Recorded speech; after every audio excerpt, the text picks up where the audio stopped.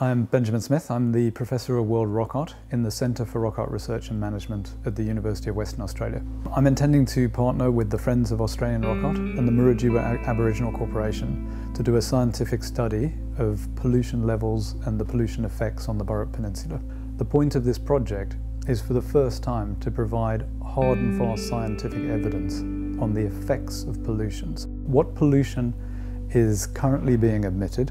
What will the long-term effects of that be upon the rock art itself? And our aim, of course, to think about how we can actually work with industry and government and civil society to mitigate that.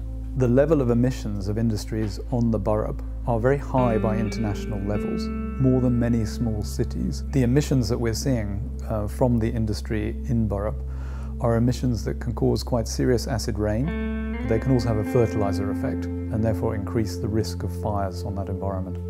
We can also see the effects of acid rain on some buildings in the Burrup with concrete, raw concrete being etched.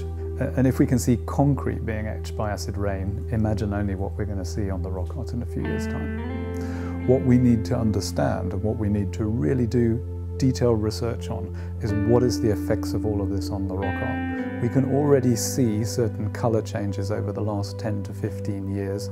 We don't know exactly what that means, but what we suspect it means is that those surface layers of the rock art are starting to break down, and we could suddenly lose the rock art within a generation. This is a rare project in that we're not seeking industry funds to support this project.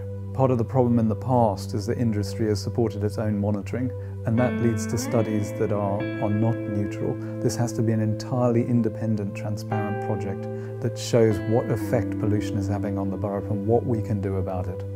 In order to do this, we're bringing together a collection of researchers from more than 10 different organisations who will jointly work together with the Murujuga Aboriginal Corporation. We have people in this project coming from South Africa, France, a range of other countries bringing their expertise, but this will be Australian-led and run. We need your support to make this project happen. If we're to preserve this World Heritage Site, one of the most important heritage sites in Australia, for our children, grandchildren and for future generations, we need your help.